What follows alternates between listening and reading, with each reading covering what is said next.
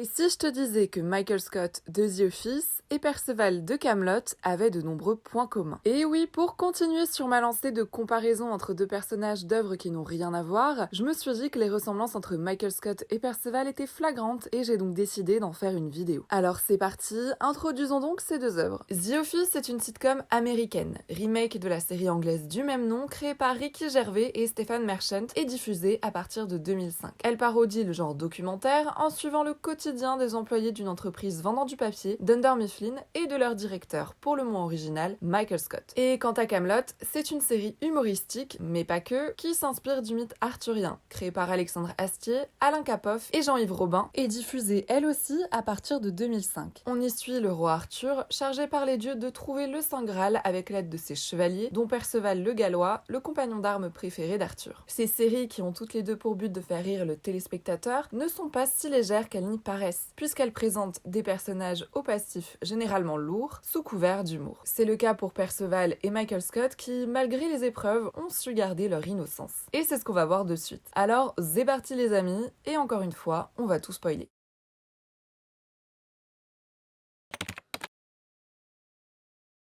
Pour Michael Scott, tout comme pour Perceval, il y a peu d'éléments concernant leur passé respectif. Cependant, les moindres informations qui sont amenées comme anecdotiques par les protagonistes sont révélatrices concernant leur personnalité. Michael Scott est né le 15 mars 1965 et il semble avoir toujours vécu à Scranton. Il est fils unique de parents divorcés et sa mère, avec qui il vit, se remarie par la suite avec un certain Jeff. Mais notre Michael, il n'appréciera pas beaucoup son beau-père et il lui fera clairement savoir lors de son mariage avec sa mère. Les raisons ne sont pas claires, mais on apprend au fur et à mesure que Michael a très mal vécu cette union, dans laquelle il y a eu beaucoup de conflits, et il en parle face caméra à plusieurs reprises. Michael va comparer la fusion entre Stamford et Scranton avec la relation entre Jeff et sa mère. Instead, it has become like when my mom moved in with Jeff. And once again, it becomes my job to fix it. Cela sous-entend qu'il y a eu beaucoup de disputes entre eux et que Michael a même tenté de les régler alors que ce n'était pas son rôle en tant qu'enfant. Et dans l'épisode appelé Phyllis Wedding, Michael confie s'être uriné dessus au moment d'apporter les alliances pour sa mère et Jeff et qu'il a été remplacé par leur chien. Et il ajoute And the irony is that after the ceremony, that dog peed on everything. And nobody said boo.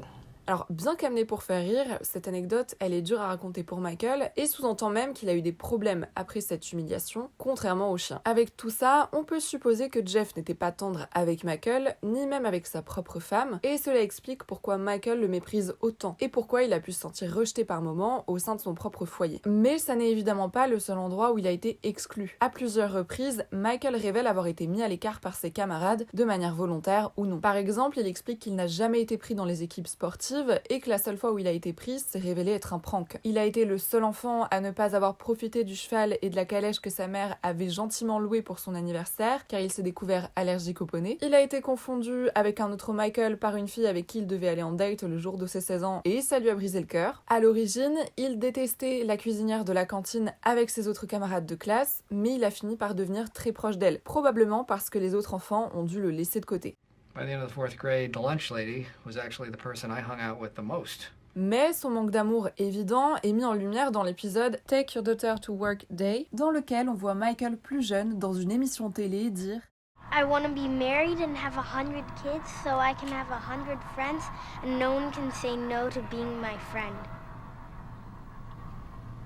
Ce qui sous-entend qu'il a déjà dû se faire refouler par des gens avec qui il souhaitait devenir ami ou que ses amis se sont détournés de lui. Tous ces éléments mettent en évidence la solitude profonde dans laquelle se trouve Michael Scott, et ce, depuis son enfance, et malgré l'intérêt que lui porte sa mère. Rejeté dans sa propre maison et probablement harcelé sur les bancs de l'école, il a dû particulièrement souffrir et n'a jamais pu trouver sa place. Et même si ces histoires sont souvent tournées à la dérision, cela explique son besoin de reconnaissance perpétuelle qui le mène à la maladresse et à la lourdeur. Pour Perceval, son passé est surtout expliqué lors du livre 6 qui se déroule 15 ans avant Camelot. Perceval a été trouvé bébé dans un cercle de culture au Pays de Galles par Pellinore, un paysan. Il a été élevé par lui et sa femme Ashflour, qui sont donc ses parents adoptifs, même si Perceval n'en a aucune idée. Il a un frère nommé Lamorak et une grand-mère nommée Nona. Et très vite, on comprend que Perceval n'entretient pas les meilleures relations avec sa famille, en particulier avec son père et son frère. Perceval dit d'eux à plusieurs reprises qu'ils sont débiles, et lorsque Perceval envisage de partir à l'aventure, son père se moque de lui et veut le forcer à rester dans l'enclos à chèvres pour trouver un compagnon de voyage et pour accomplir son fait d'armes. Si la grand-mère de Perceval peut sembler au premier abord assez sévère avec lui, elle a l'air d'avoir été la seule personne à lui donner de l'attention, en jouant avec lui à de nombreux jeux et en veillant à ce qu'il mange toujours bien. Elle sera la seule de la famille à prendre au sérieux sa quête et également la seule à se dévouer pour l'accompagner, même à son grand âge. Et tout comme Michael Scott, Perceval a lui aussi subi du rejet, aussi bien au sein de sa propre famille qu'à l'extérieur. Dans l'épisode La Frange romaine, bien que son histoire passe inaperçue,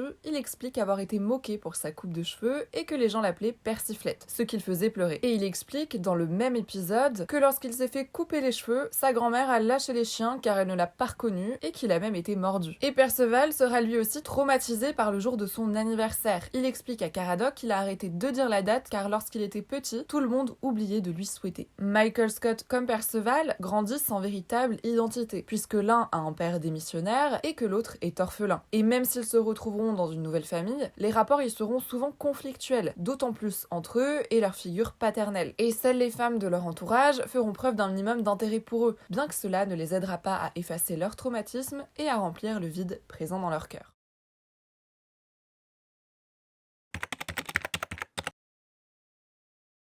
Perceval comme Michael Scott auront un rapport particulier à leur travail, car ils apparaîtront tous deux comme peu investis dans les tâches qui leur sont confiées. Cependant, cela reste à nuancer et je vais aborder ça de suite. En ce qui concerne Michael Scott, il faut savoir qu'avant de devenir directeur du Dunder Mifflin de Scranton, il a été considéré comme le meilleur vendeur de l'année à 2 reprises. Et cela s'explique. Michael a une très grande connaissance dans le domaine du papier, et même s'il peut manquer de finesse dans ses paroles, il est volubile, sympathique et diplomate. Lors de la saison 2, dans l'épisode The Client, Michael doit absolument convaincre un gros client de signer un contrat avec Dunder Mifflin afin que l'entreprise n'ait pas à le licencier. Et il y arrive en restant fidèle à lui-même alors que Jane n'y croyait pas du tout. De même, sa diplomatie est montrée lorsque Michael peut recevoir des critiques, notamment lorsqu'il fait croire à Stanley qu'il va être licencié. Stanley tient des propos très durs à son égard devant tout le bureau, mais Michael Scott, même s'il est ému, accepte sa critique et garde son calme. All right, you don't respect me. I accept that. Michael Scott défend souvent ses employés, comme Holly face au reste du bureau qui ne souhaite pas assister à la fin de la formation sur le travail éthique, ou comme lorsqu'il fait tout pour empêcher le fameux licenciement lors de la première saison. Dès que certains sujets affectent ses employés, il n'hésite pas à organiser des séminaires sur ces problématiques, comme lorsqu'il organise une course contre la rage pour soutenir Meredith qui venait d'être diagnostiquée, ou lorsqu'il organise une formation de premier secours après l'attaque cardiaque de Stanley. De même, Michael Scott s'illustre indépendamment de Dunder Mifflin en créant, avec l'aide de Pam et Ryan lors de la saison 5, sa propre entreprise de papier nommée la Michael Scott Paper Company, qui se développera assez vite. Et bien qu'instable en apparence, la branche de Scranton se révélera être la meilleure parmi les autres branches et sera la seule avec Nashua à être rachetée par Sabre. We're not fired. No, not congratulations. It's a Christmas miracle! La bonne réputation de vendeur de Michael peut faire écho à celle de Perceval, ou devrais-je dire Provençal le Gaulois, le chevalier a l'excellente réputation dont toute la table ronde entend parler. Personne n'est au courant? Si, j'en ai entendu parler, moi.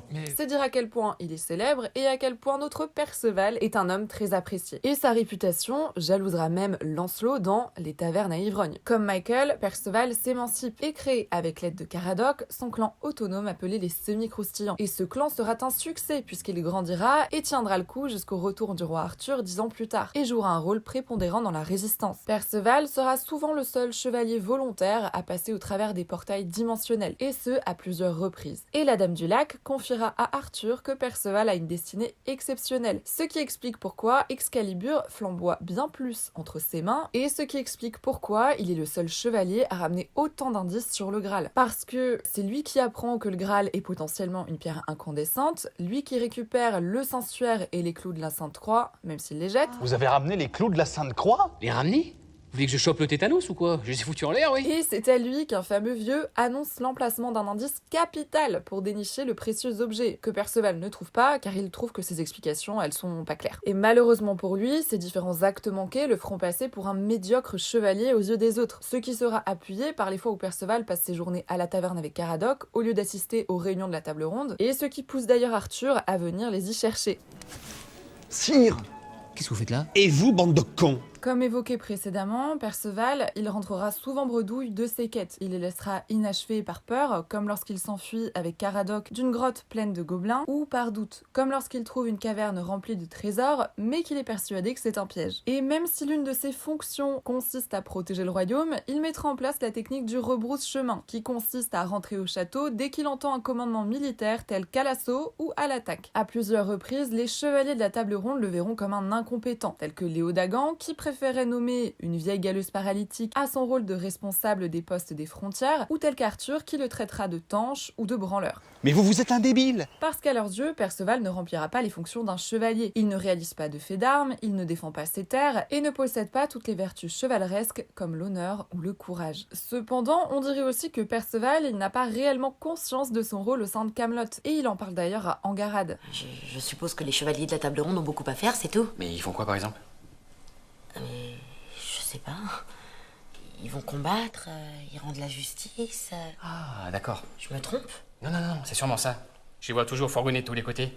Je sais jamais ce qu'ils foutent. Et même si notre persiflette préféré ne semble pas cocher toutes les cases du chevalier idéal au début, il s'affirmera au fur et à mesure des saisons dans cette fonction, en faisant preuve de bravoure à maintes reprises. Les autres membres de la table ronde auront du mal à s'en rendre compte et verront toujours Perceval comme un fainéant. Ce que penseront également les membres de Dunder Mifflin au sujet de Michael. Ses employés et ses supérieurs lui signifieront clairement son incompétence, comme David Wallace lors de l'épisode The Deposition, où l'on comprend qu'il n'a pas une seconde considéré la candidature de Michael pour le poste de Jane, ou bien Dwight, Pamela et Andy lorsque Michael demande à ses employés de le roaster. No, Michael is a great delegator. He never does any work himself, ever. What I hate about you, you really suck as a ball.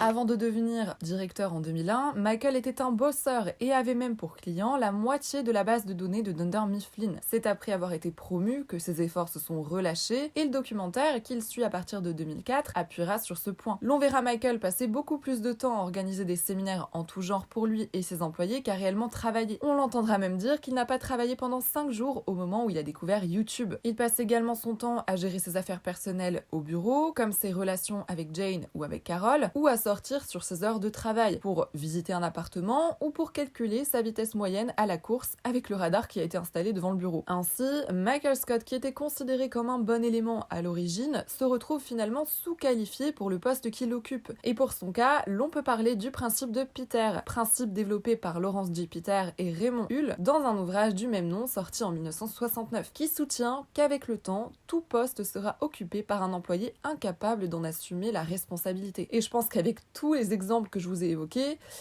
Michael, il est pas très bon à son poste. Et c'est également appuyé par ses nombreuses maladresses et ses gros manques de respect envers ses collègues de travail. Parce que voulant faire rire, ce qui peut partir d'une bonne intention, Michael pourra se montrer blessant et irrespectueux. Comme lorsqu'il essaye d'imiter un accent indien en s'adressant à Kelly lors de l'épisode Diversity Day, ou lorsqu'il emploie le terme faggy pour désigner Oscar, comme s'il n'avait pas conscience du sens de ce mot. I call everybody faggy. Why would anyone find that offensive? Mais l'avantage avec Michael, c'est qu'il s'excuse toujours dès qu'il se rend compte de ses erreurs. And I'm sorry.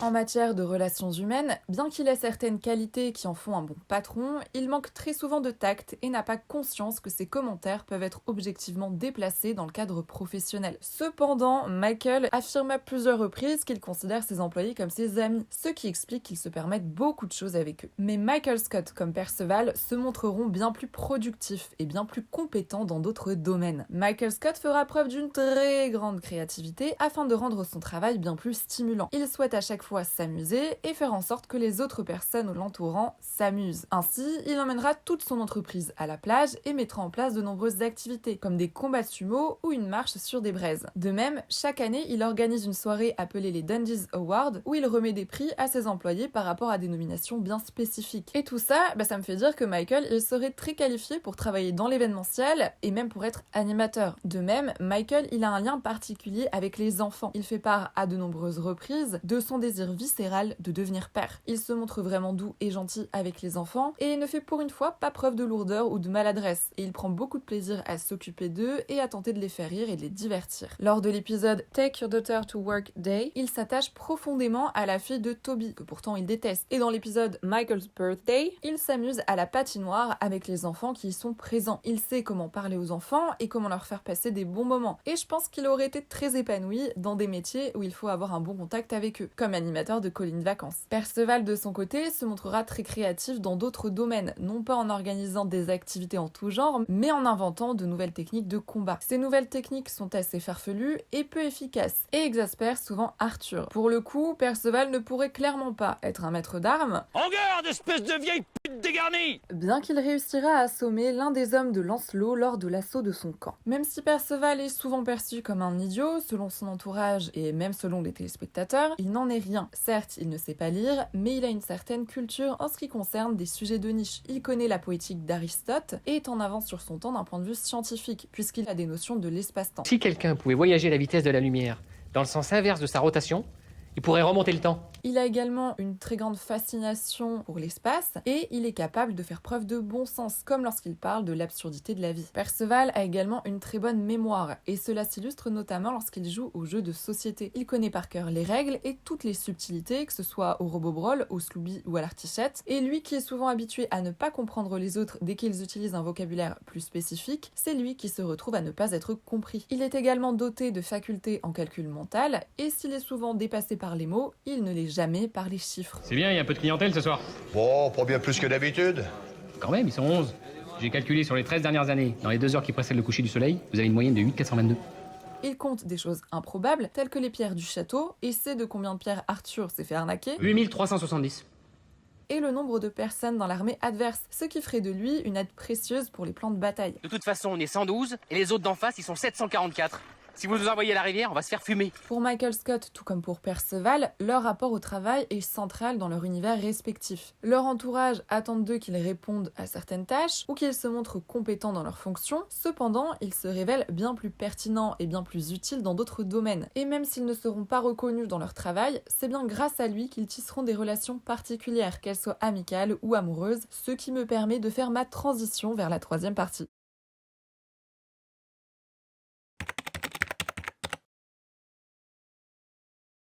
Pour Michael Scott, ses relations amoureuses sont assez compliquées. Son investissement rapide et excessif suscitera beaucoup d'incompréhension chez ses différentes compagnes. Lors de la saison 2, Michael Scott commence à fréquenter Jan Levinson, sa patronne, à l'issue d'un dîner concluant avec un gros client. Alors qu'ils n'échangent qu'un baiser, Michael Scott se projette très vite dans leur histoire, tandis que Jan Levinson n'assume pas leur relation. Pendant un temps, Michael et Jane ne seront pas sur la même longueur d'onde, ce qui peut faire écho à la relation entre Perceval et Angarad. Bien que s'appréciant mutuellement, les deux tourtereaux auront du mal à se comprendre, et ce de manière littérale. Le manque de vocabulaire de Perceval créera des quiproquos entre lui et Angarad, qui finira souvent blessé. Je me regarde dans le miroir et j'ai l'impression d'être insipide. Mais alors... Ouais, c'est pas faux.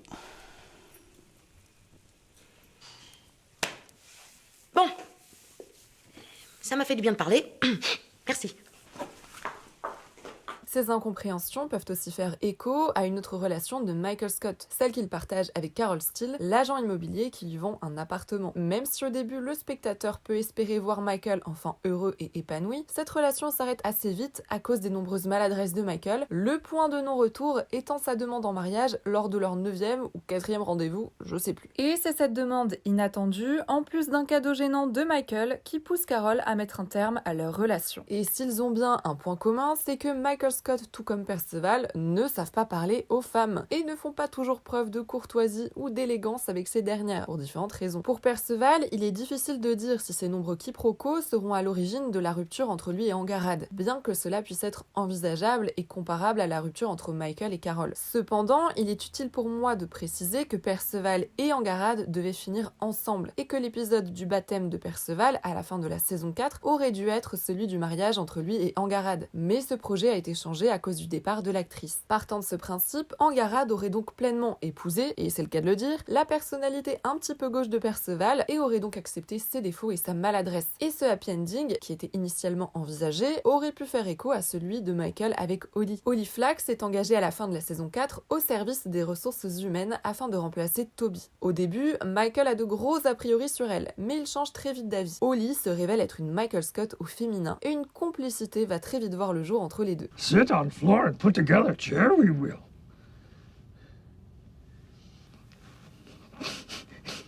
Yoda.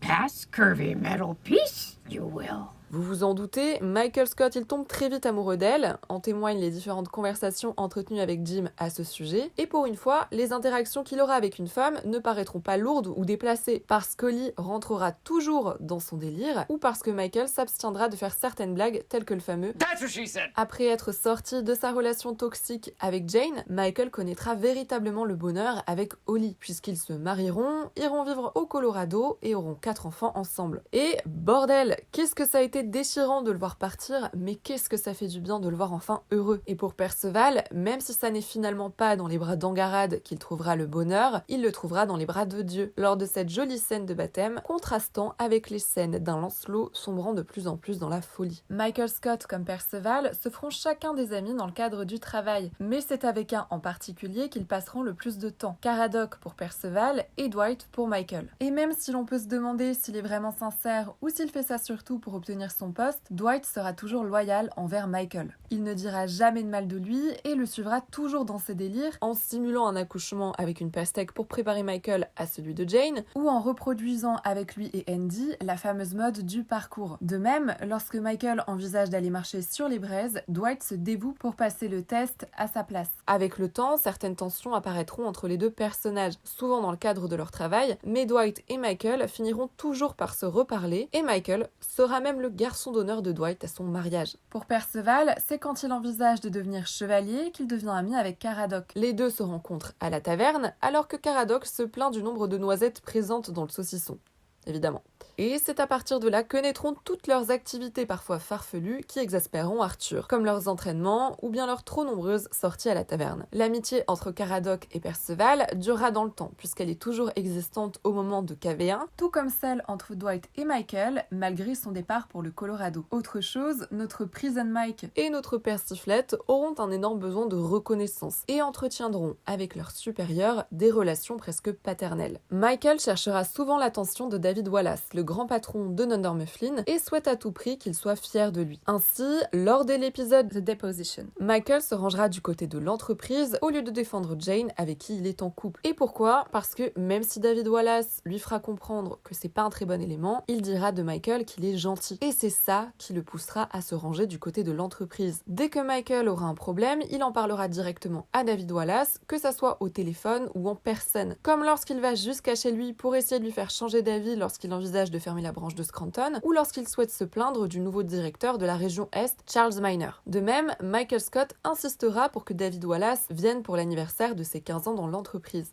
Cette relation, elle est vraiment déséquilibrée parce que Michael Scott, comme je l'ai dit, il cherche toujours à avoir l'attention de David Wallace, mais il cherche aussi à avoir une relation plus profonde avec lui en parlant de certains sujets personnels. David, guess who I am sitting here dressed as? I'm not going to guess. You could tell me or I will hang up. Ce que David Wallace ne fera pas du tout avec lui puisqu'il l'appellera uniquement pour des raisons professionnelles. Mais ce type de relation paternelle est bien plus évident dans la relation qu'entretiennent Perceval et Arthur, puisque dès le début, Arthur a conscience du rôle qu'il doit tenir vis-à-vis de lui. En effet, les parents de Perceval confient au roi qu'il a été adopté et lui demandent de lui accorder une attention particulière, ce qui peut expliquer la douceur dont Arthur fait preuve à son égard, en l'invitant à rejoindre sa table pour manger, en sachant que Perceval est le seul seul chevalier à avoir ce privilège ou en l'acceptant dans sa tente. Arthur se montrera très protecteur avec Perceval, comme lorsqu'il lui interdit formellement de se sacrifier à sa place s'il est en danger, et il se montrera très patient. Il essaye toujours de comprendre Perceval à chaque fois qu'il parle, même s'il fait des erreurs, et lui explique les choses qu'il ne comprend pas. De son côté, Perceval est un enfant, et s'il y a bien une chose qui peut qualifier les enfants, c'est le mimétisme. Ils reproduisent tout ce qu'ils voient, avec forcément comme modèle leurs parents. Ainsi, Perceval imite Arthur à plusieurs reprises, puisqu'il tente de reproduire ses mouvements de combat avec Caradoc, ou s'il y a un exemple plus parlant, c'est celui lors du livre 4 où Perceval s'isole pour faire comme Arthur. Perceval souhaite avant tout rendre son roi fier de lui, tel un fils avec son père. Il souhaite faire des phrases spécifiquement pour Arthur afin qu'il ne le sous-estime pas. Réguler les repas, ça veut pas dire ça? Non. Ah ouais. Oui, ça c'est quand j'essaie de faire des phrases pour vous. Essayez de faire des phrases pour vous déjà. On verra après le reste. Ou veut absolument qu'Arthur soit présent au moment où il mettra le médaillon qu'il a trouvé tout seul lors d'une quête dans la salle des coffres. Mais lorsque Perceval obtient cette reconnaissance, il a du mal à l'encaisser et tombe littéralement dans les pommes, ce qui prouve à quel point Perceval a une faible estime de lui-même à l'origine et que seul Arthur peut l'aider à prendre conscience de ses capacités. Quand Perceval apprend qu'Arthur renonce à sa fonction de roi, il part se cacher dans un tonneau, tel un enfant blessé qui boude, et quand bien même Arthur vient lui demander de sortir et même d'aller essayer de retirer Excalibur, Perceval s'indigne et refuse, car à ses yeux son roi, ou devrais-je dire son père, est irremplaçable. Dans The Office, même si Jim est loin d'être un père pour Michael, Michael ressent toujours le besoin de se faire valider et apprécier par lui. See the game last night? Which game? Any of them. J'ai vu de grandes similitudes dans la relation Arthur-Perceval et dans la relation Jim-Michael, car Jim, comme Arthur, ont tendance à réagir de la même façon face à leur ami. Vous le savez, Michael Scott comme Perceval n'ont pas acquis toutes les normes sociales, ce qui fait que leurs comportements peuvent souvent être déroutants ou embêtants pour la personne en face. C'est le cas pour Jim, qui est souvent mal à l'aise avec les agissements de Michael, et cela est appuyé par ses nombreux regards caméra, qui ont pour but de créer une complicité avec le téléspectateur et de signifier TMTC on se comprend, il est super gênant ce mec. De même, Arthur est souvent lassé dans un premier temps par les nouveaux loisirs ou les questionnements de Perceval, ce qu'il signifie par des poufements ou en se parlant à lui-même pour aussi entretenir cette forme de complicité avec le téléspectateur. Et comment vous savez qu'il s'appelle Pendragon alors? Qu'est-ce que je fais moi là? Qu'est-ce que je fais? Je me fous en run, je vous fais descendre les escaliers, coup de pompe dans le cul, j'ai fait quoi? Non mais m'engueulez pas, j'essaye de piger. Parfois, ils seront plus démonstratifs dans leur manière de faire comprendre la gêne qu'ils peuvent ressentir au contact de ces deux hommes, comme les fois où Arthur s'énerve contre Perceval. Sire, ça devient flippant là. Ah, mais vous allez fermer vos mouilles, oui! Je vous répète en long, en large, en travers que je m'adresse à quelqu'un que vous ne pouvez pas voir! Oh non, non, vous vous énervez pas, hein. Alors vous la bouclez, vous restez là et vous attendez que j'ai fini! Ou la fois où Jim refuse de recevoir Michael Scott chez lui après sa dispute avec Jane dans l'épisode Diner Party. Jim, Pam? Oh, my apartment's on fire. Flooded. You people. Come on, you're sleeping with me. Et si les relations au sein de ces duos peuvent sembler inégales, avec l'un appréciant beaucoup plus l'autre, elles s'équilibrent au fur et à mesure du temps. En effet, des scènes douces peuvent avoir lieu, comme lorsque Jim décide de faire un karaoké avec Michael, car personne d'autre ne veut le faire avec lui, ou lorsqu'il est le seul à se rendre à la fête dans sa chambre d'hôtel. Une réelle complicité naîtra entre eux, et Jim, comme Arthur, partageront les mêmes délires qu'avec Michael et Perceval. Jim finira lui aussi par dire « That's what she said. Hey, nice. Really good. » et Arthur se retrouvera à faire une bataille de fromage dans les couloirs de Camelot avec Perceval et Caradoc. De même, l'un confiera à l'autre des choses plus personnelles. Jim avouera à Michael son amour pour Pam, et Michael fera de même avec Jim pour Holly. Arthur confiera lui aussi des choses à Perceval, comme lorsqu'il lui parle de ses rêves dans le livre 6, et Perceval également, comme au sujet de sa relation avec Angarad, ou de sa relation avec sa famille. Arthur, qui renonce au trône de Camelot, peut être comparable à Jim qui renonce à son poste à Scranton et part pour Stamford. Dans les deux cas, Michael et Perceval verront ces actes comme une trahison et ne comprendront pas de suite les raisons qui les ont poussés à partir. Arthur comme Jim, bien qu'ils le cacheront très longtemps, seront vraiment attachés à leurs amis respectifs. Arthur avouera à Perceval qu'il l'aime. Je vous aime. Et Jim sera très ému du départ de Michael pour le Colorado. And then tomorrow, I can tell you what a great boss you turned out to be. Best boss I ever had. Même avec leur nature maladroite, Michael et Perceval arriveront tous deux à créer des liens avec les gens les entourant. Si certaines personnes apprécieront de suite leur personnalité souvent enfantine, d'autres mettront dans un premier temps de la distance avec eux en attendant d'apprendre à les connaître. Dans les deux cas, Michael Scott et Perceval, qui cherchaient tant l'amour d'autrui, finiront par être comblés, amicalement, amoureusement et même spirituellement parlant. Moi, je suis peut-être pas un as de la stratégie ou du tir à l'arc, mais je peux me vanter de savoir ce que c'est que d'aimer quelqu'un.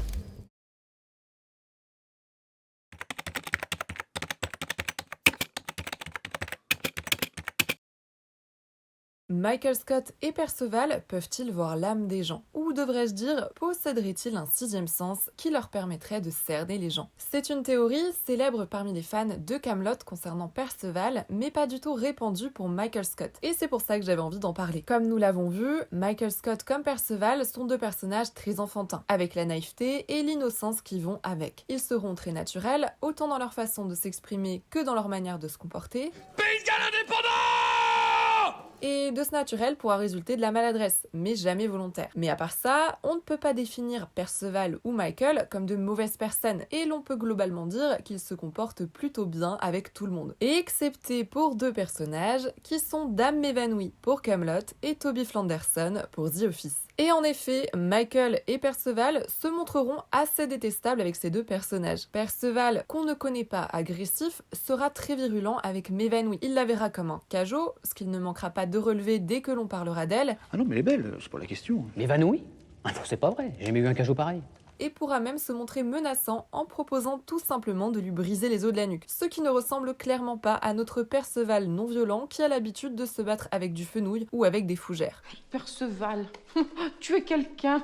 De son côté, Michael Scott fera beaucoup de remarques à Toby. Et contrairement à la plupart de ses autres interactions avec ses employés, cela ne sera pas sur le ton de l'humour. En effet, il dira que Toby rend l'entreprise ennuyeuse ou qu'il ne fait pas partie de la famille de Dunder Mifflin et se montrera aussi méchant dans ses actes.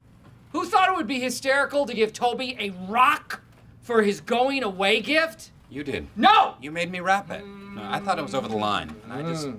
Alors que Michael n'apprécie pas trop Toby car il vient souvent casser ses délires, c'est une chose, mais de là à être aussi dur et gratuit avec lui, c'en est une autre. Si Perceval et Michael détestent autant M'évanouie et Toby, ça n'est pas gratuitement. En effet, ils auraient perçu l'impact néfaste que ces deux personnages auraient dans leur univers, et ce bien avant tout le monde. S'ils peuvent sembler être deux personnages anodins en premier lieu, il n'en est rien. C'est après s'être fait rejeter par leurs amours respectifs, Pam pour Toby et Arthur pour M'évanouie, que leur méchanceté se révélera. Du côté de M'évanouie, lorsqu'elle et Arthur commencent à se fréquenter, elle essaye de lui forcer la main afin qu'il tue Caradoc.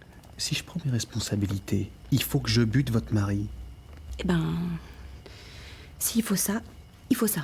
Ensuite, après sa rupture avec Arthur, M'évanouie, souhaitant se venger, essaye de l'empoisonner, lui et Guenièvre. Après avoir pris des cours de magie noire, elle manipule le jurisconsulte dans le but de détruire la seule preuve de la fin de son mariage avec Arthur, afin qu'elle reste reine et qu'elle puisse désigner Caradoc roi. Et par la suite, ayant soif de pouvoir, elle délaisse ses propres filles pour être reine aux côtés de Lancelot. Donc voilà un petit condensé de ses actes plutôt discutables. Mais vous êtes une grosse morue. Et pour Toby, sa scélératesse se traduit sous une autre identité, celle de l'étrangleur de Scranton. Et même si les showrunners de la série n'ont pas confirmé cette théorie, l'acteur le jouant, Paul Lieberstein, a dit que son personnage était clairement capable de tuer quelqu'un. Et pour moi, il n'y a pas de doute, il ne peut être que lui. Comme j'ai pas envie que cette vidéo dure trop longtemps, je vais vous afficher tous les éléments allant dans ce sens, alors n'hésitez pas à mettre sur pause. En se basant sur tout ça, on peut clairement se dire que Toby est en effet l'étrangleur de Scranton. Et on peut revenir à notre sujet principal et énoncer les faits. Lors de la naissance de Sissy, Andy offre la une du journal du jour qui indique que l'étrangleur de Scranton a encore frappé. Cela signifie que l'étrangleur, ou devrais-je dire Toby, a agi au minimum 2 fois à ce moment-là. Potentiellement la première fois, peu de temps après son retour du Costa Rica, et la seconde fois, il aurait cherché à exorciser sa haine en ce jour significatif pour la femme qu'il aime. Ensuite, il faut savoir que le présumé présumé coupable, George Howard Cube prend perpétuité, ce qui est la peine réservée aux crimes les plus graves comme les meurtres, et ce qui signifie que l'étrangleur de Scranton a bel et bien tué des gens, et ne les a pas juste laissés inconscients, comme ce qu'ont pu nous dire les showrunners. Et enfin, le comportement de Michael, puisque c'est à peu près sur ça que tout se base, sera révélateur concernant cette théorie. Michael insultera Toby de pervers à plusieurs reprises, et le menacera aussi d'appeler la police. Il l'appellera également par des noms de nature diabolique, tels que Satan ou Evil Snail. Ou The Antichrist. Okay, you can't. Ow. il dira également de lui que c'est un tueur You are the silent killer. Go back to the annex. et le comparera au meurtrier dans Scream 2. I feel like Neve Campbell in Scream 2. She thinks she can go off to college and be happy. And then the murderer comes back. Starts killing off all of her friends. Alors on pourrait se dire que le fait que Toby devienne l'étrangleur de Scranton soit une conséquence au comportement désagréable de Michael. Mais pour moi, sa haine à son égard est bien trop importante, d'où l'envie de relier cette théorie sur Toby à celle d'un potentiel sixième sens chez Michael. Et si vous souhaitez vous aussi contribuer à cette théorie et à aller plus loin, n'hésitez pas à partager vos idées dans les commentaires. Et pour conclure cette partie, je dirais que même si Michael et Perceval peuvent rapidement être perçus comme de personnages bêtes, ils sont en réalité très lucides, puisqu'ils seront capables de saisir le danger que représenteront certains personnages et que leur aversion pour ces derniers, qui pouvait sembler démesurée à l'origine, se justifiera au fur et à mesure des saisons. No, God! No, God, please, no! No! No! No! Michael Scott et Perceval, bien que tirés d'univers très différents, partagent une essence commune, celle de personnages à la fois drôles et touchants, dont les maladresses et l'innocence cachent des blessures profondes et une quête de reconnaissance. Michael Scott et Perceval le Gallois sont des enfants dans des corps d'adultes, essayant tant bien que mal de trouver leur place dans des mondes qui semblent ne pas toujours les comprendre. Leur parcours montre que malgré leurs défauts, ils possèdent des qualités indéniables, une créativité débordante, une loyauté à toute épreuve et une capacité à insuffler de la légèreté et de la joie autour d'eux. Que ce soit dans le chaos des bureaux de Dunder Mifflin ou à la table ronde de Camelot, ils tissent des relations sincères et laissent une empreinte durable sur ceux qui croisent leur chemin, y compris nous, téléspectateurs. En les comparant, on réalise que Michael Scott et Perceval ne sont pas seulement des personnages comiques. Ils incarnent aussi une humanité universelle, capable d'erreurs, mais toujours pleine de bonnes intentions. Leur naïveté, loin d'être un défaut, est une force et nous rappelle que parfois, voir le monde avec des yeux d'enfant peut être une belle façon d'en révéler la vérité.